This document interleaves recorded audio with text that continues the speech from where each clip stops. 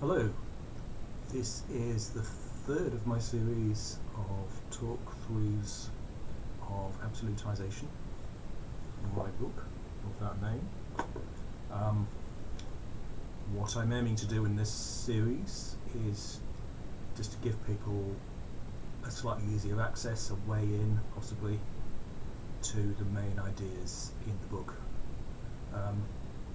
So far, I have done one video on the early Buddhist influence, or early Buddhist source of inspiration and information on the nature of absolutization, which was very much concerned with proliferation, the phenomenon of proliferation, of going round and round in circles mentally, and what's often called rumination and its effects. The second section of the book is based in systems theory, and that particularly highlighted the relationship between the mental proliferation that you get in absolutization and the reinforcing feedback loops, which are a systemic feature of lots of things, but affecting our psychology among other things. And particularly there, I began to highlight the way in which the over-dominance of the left hemisphere, brain hemisphere, tends to lead us into proliferating, reinforcing feedback loops, which blocks us from experiencing and using information from beyond what we're already assuming. Okay, so what I'm going to look at now is the third section of the book, which is headed Embodied Meaning. Now, in the Embodied Meaning section, there are 4 chapters. The first is called Representationalism, and that really is the core element that's really important in understanding absolutization. The second chapter, 3b, is called The Denial of Embodiment, so that's more about the further effects and associations of a lack of embodiment and meaning and understanding, and its relationship to embodiment in a wider sense. The third, 3c, is about discontinuity, and the fourth one, which is headed Interpretation, is not actually one of the features of absolutization, unlike the other 3. It's more a guide to how to make judgments about absolutization, the ways in which all our talk is not necessarily absolutization, even if it might superficially look like it. Okay, so excuse me. The first chapter, as I mentioned, is the most important here. So, representationalism, I'm suggesting here, is a feature of absolutization. And by representationalism, I mean the assumption that meaning is based on a relationship between symbols and reality of some kind. So in other words, representationalism, as the term suggests, involves an idea of representing, and that meaning is all about representing. So representing internally something that's external. Now, what we have internally is experience. It's a kind of experience, so experience meaning. And that's where I start with this. So that's, I think, the key to understanding embodied meaning. That embodied meaning is meaning as experience, and meaning as experience is also meaning as association. So as we go through our lives, we make association, we make huge numbers of associations. So you can think of those associations just in terms of experience, so I associate one thing with another thing. One simple example is I associate trees with the word tree. Yeah? So hence I come to learn the meaning of the word tree. But of course I also associate trees in general with specific trees like oaks and ashes or whatever. And I also associate trees with leaves and with the specific tree in my garden and so on. Yeah? So there's a huge number, vast number of associations coming into play potentially whenever we experience meaning, whenever we experience a particular symbol. Now by a symbol, I don't just mean words, so words are symbols, but there are also visual symbols, there's music, there's sounds, there are objects with their associations. They can all be symbols, and they all demand this this associative background. Yeah, whenever we reflect or experience their meaning. So that's where embodied meaning starts, and you can think of it just experientially if you prefer, or you can think of it, also think of embodied meaning neurally. That is, that whenever we have a new associative experience, we make neural links in our brains and nervous systems. We don't always understand what those links are, of course, but that seems to be what the neuroscience tells us. And there are trillions, mind-boggling number of neural connections in the human brain. So embodied meaning is basically facing up to that as the basis of meaning and following through the implications. And it's challenging the more traditional assumption about meaning, which I think has a close relationship with absolutization, and that is representationalism, the belief that meaning is just about a relationship with a reality. And that's really because absolutization involves an assumption of representationalism. It involves the assumption that to talk or even to reflect meaningfully on something, we have to in some way rehearse or go through a possible reality in our minds. If you do that, then the basic units of meaning are apparently sentences or propositions, more strictly speaking. So sentences that make a claim of some kind about something. It's a proposition. As opposed to well, meaning in the wider, more general sense, which can include the meaning of individual words and other kinds of symbols, as well as the meaning of sentences, and indeed the meaning of sentences combined together in different ways. I mean, the chapter on representationalism here attempts a broad kind of survey of the phenomenon of embodied meaning. There's quite a lot packed into it in a short space. You will find it unpacked a lot more in the book that I've devoted more to this topic, which is Embodied Meaning and Integration. So that's the fourth book in the series, of which Absolutization is the first Middle Way Philosophy series.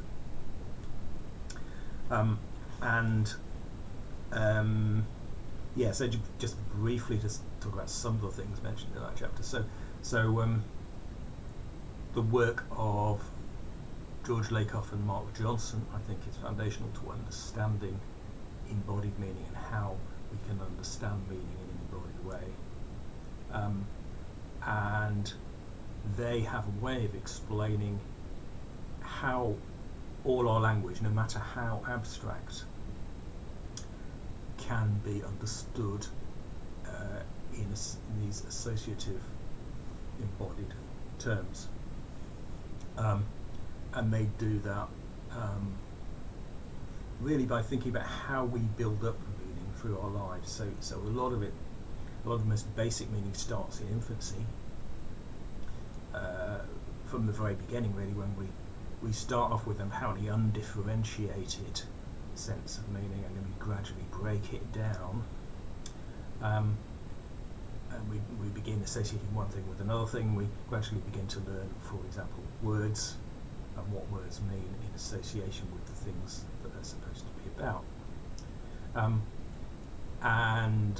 So they talk about basic level categories and embodied schemas, or what they call cognitive schemas. And those are like the starting points for embodied meaning. So for example, a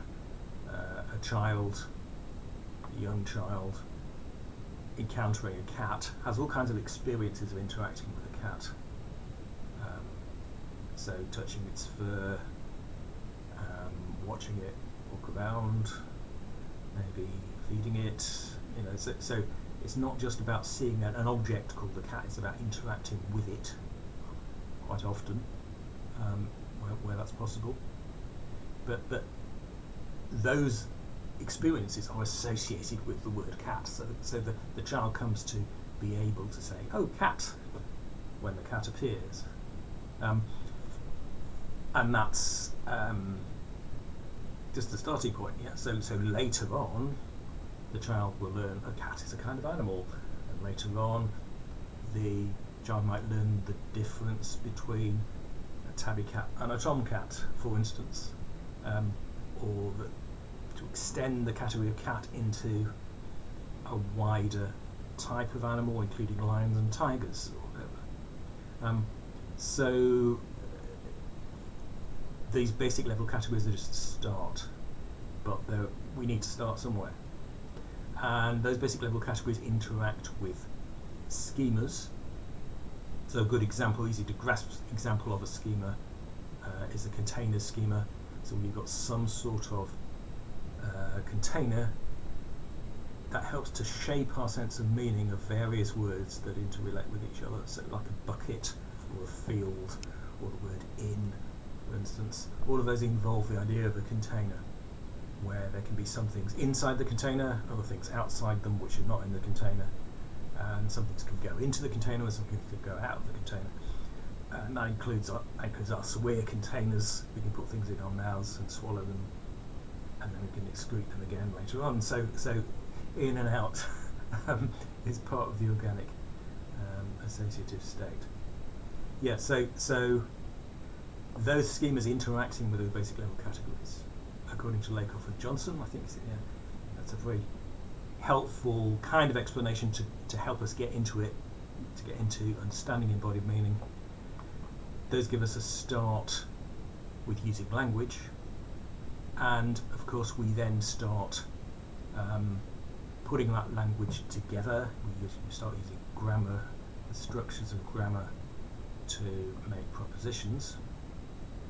And there's a lot of complexity involved in explaining all that. You have to look at their works, and to some extent my book, in the fourth in the series, to understand all of that.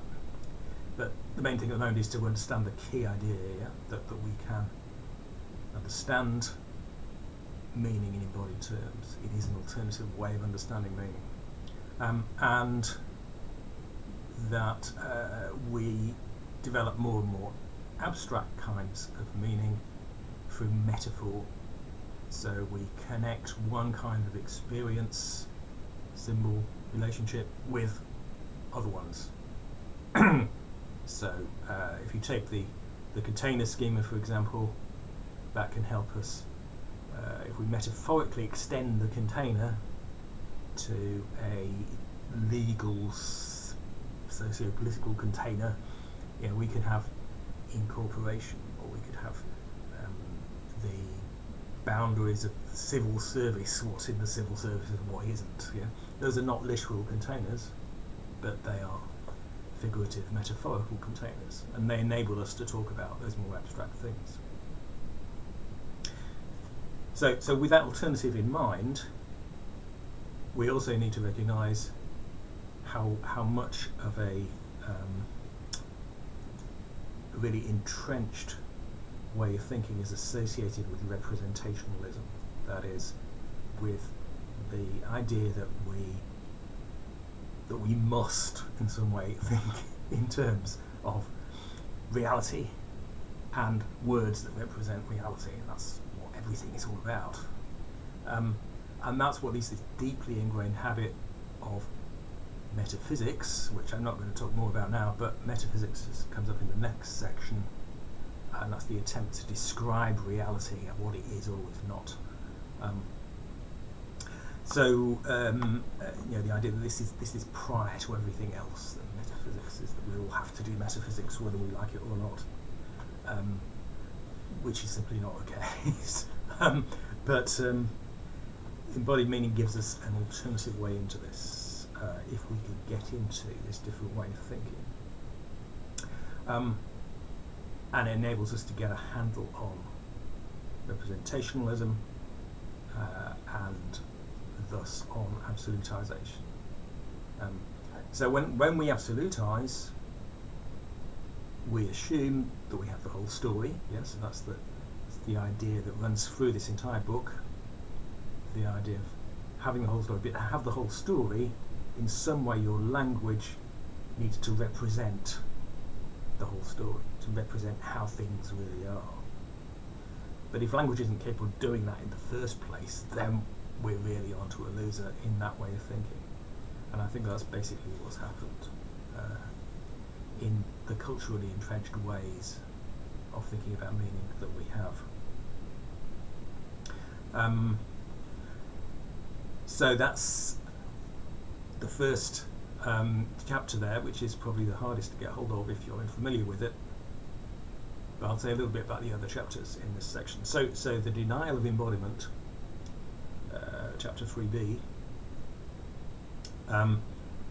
goes through a number of other associated sort of effects of representationalism.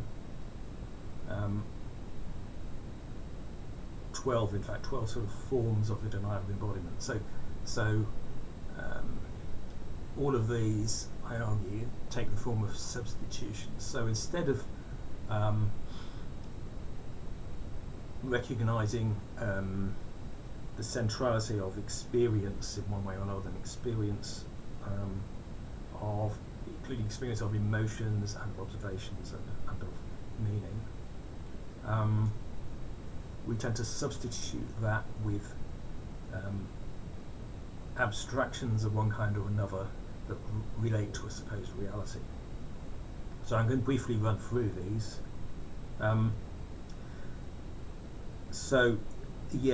There's one of the most basic one perhaps is experience and concepts. Yeah, so what we have most basically is experiences,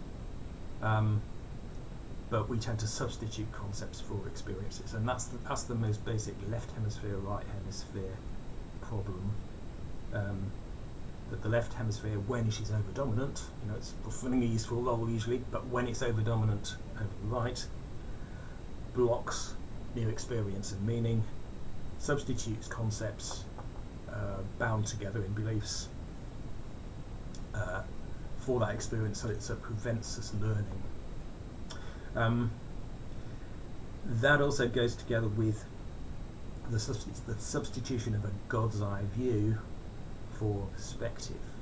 So if we recognise that we're embodied, we recognise that we have a perspective, because bodies have a particular point in space. I'm looking out from that particular point in space. I have a perspective in every sense of the word perspective. The things I can literally see, or the views I have about things which depend on my starting point. Instead of that, though, we constantly tend to pretend, at least implicitly, that we have a God's eye view, that we can somehow describe things from on high without that perspective. And this is, it often takes the form of the binary of subjectivity and objectivity, in absolute senses of those two terms, which are really unhelpful, I think. Much better not used. I try not to use them. It's possible to try and use them in an incremental way instead, those two terms, but every time we start talking about objectivity, there's always this danger that we assume that we can somehow have a God's eye view, and that somehow that is also opposed to so-called subjectivity, which is simply the fact that we have a perspective, which is what the condition that we're always dealing with when we make any judgment. The third substitution is naturalism for embodiment. So embodiment is not the same as naturalism, and it's very important to understand that when we talk about embodied meaning, for example, we're not talking about some scientific description which is sort of final theory of human beings and how they operate. Of course, those descriptions may be helpful, but they're not representations of the final state of affairs. So embodiment, much more basically, is facing up to the fact that we have experiences, and experiences are prior to descriptions. So naturalism is the substitution for embodiment, in the sense that naturalism attempts a description of nature. Yeah, so I understand it as a philosophical interpretation of science, which assumes that we can, in some sense, describe nature using representational language. In that sense, naturalism is deeply mistaken. I understand people do use the term naturalism in different senses. I'm not going to discuss that now. There is more about that in volume 6 of the series, The Practice of Agnosticism. The next substitution is passive absorption for activity. So the kind of assumption that often arises that we are just spectators of the world, and we can somehow understand it as it is aside from us as participants, but our activity is part of the system. We are part of the system. So there's no, what sometimes philosophers describe as the Cartesian theatre. You're watching and then there's the world out there. This is not a helpful way of understanding things. Okay, the next denial of embodiment is the substitution of signs for symbols. So I'm using those two terms. Again, I understand that they are used in different ways in different traditions, but I'm using those two terms in the Jungian senses here. So a sign has a fixed sense, whereas symbols are recognised as constantly shifting and associative. So I think we need to recognise that we are using symbols, not signs, when we use language. We're not representing anything except in a very provisional, goal-oriented sense. We are symbolising, we are associating. And that means that all symbols are ambiguous. We can't avoid that ambiguity. The next substitution is supernaturalism for archetypal experience. So there's a lot of stuff associated with that. Again, I've discussed in more detail elsewhere, but simple example, views of God. Yeah, so the supernatural view of God is a result of the representational, disembodied God's eye view view of things. But if we recognise that it's about our experience, then we recognise that what we talk about, what we're drawing on when we talk about God, is our experience. Then we can avoid that supernaturalism by talking instead about archetypal experience. And that puts the ball back in our court. It's our responsibility. It's our experience, not this massive infinite thing out there, which very quickly becomes an abstraction and a basis of power and so on. Okay, next substitution is effort of will for integrated development. Yeah, so the effort of will, this is the assumption that just by making an effort of will we can make things happen, we can get our goals, fulfill our goals, but very often what we need instead is to work with our own experience, which includes our own experience of having capacities to do one thing or another thing, finding it easier or harder to do one thing or another thing. So next time we encounter a challenge, we need to try and see that challenge in relation to our experience, not just as something we ought to do in a certain way, making an effort. That can be a very alienated way of seeing things. Next substitution is absolute belief for confidence. So confidence is a perfectly useful feature of embodied experience. When we get more familiar with things, and particularly actively familiar, we become more confident. So we become confident riding a bicycle, identifying a mouse, whatever it is. And that's fine, but that doesn't give us grounds for absolute belief in the things that we arrive at. So it's fine to have, we need confidence. We don't need absolute belief at any point. Okay, the next one is values substituted for desires. So that's particularly thinking of when the word values is used in some absolute sense, particularly the idea we ought to have certain values which are again understood from a God's eye view and sort of absolute perspective. So we ought to be infinitely loving, for example, or we ought to be infinitely just. But as embodied creatures, we're constantly dealing with our desires, and we need to desire to do the things that are good, not just be told, but this is what we ought to do. Then there's a relationship between the substitution of literalism for metaphors. So we tend to develop our sense of meaning through metaphor, as I mentioned earlier. We relate different meanings to each other, and in that way deal with abstraction and develop more abstraction.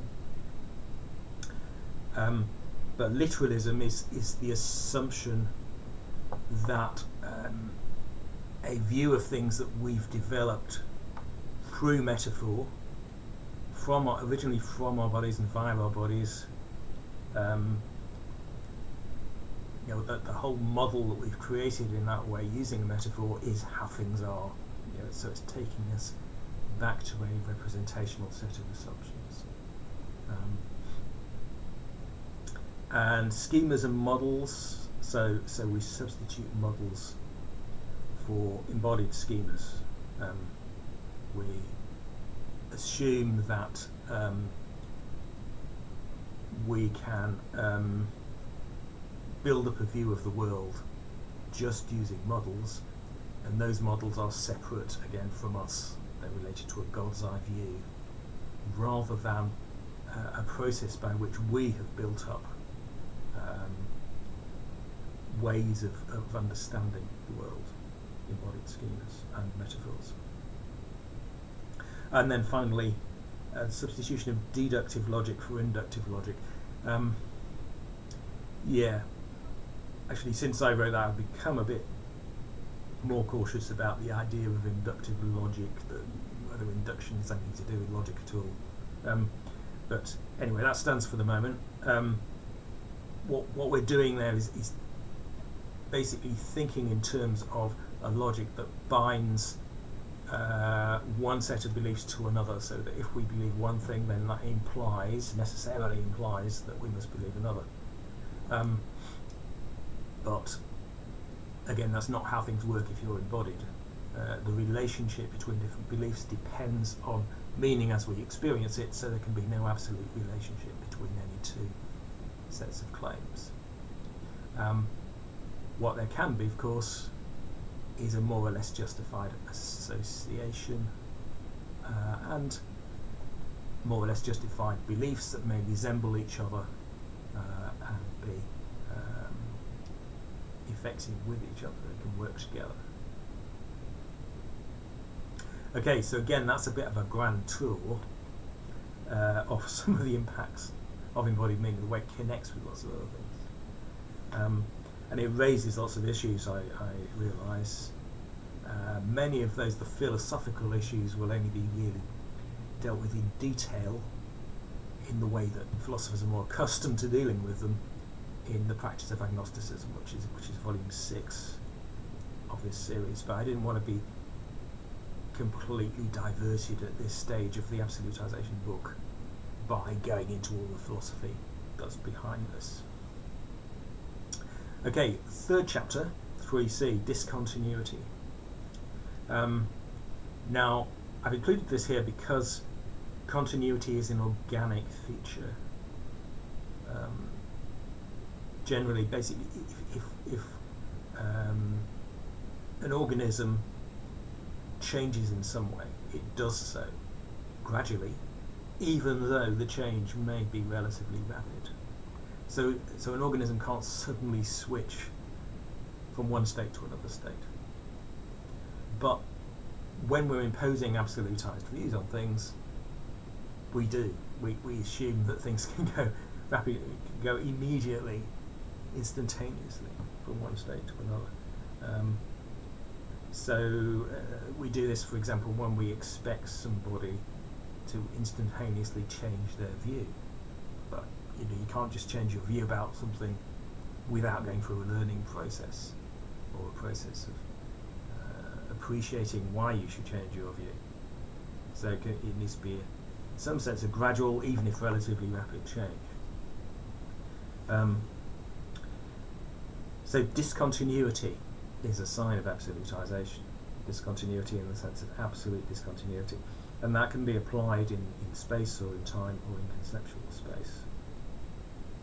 And it's a feature of left hemisphere over dominance over the right.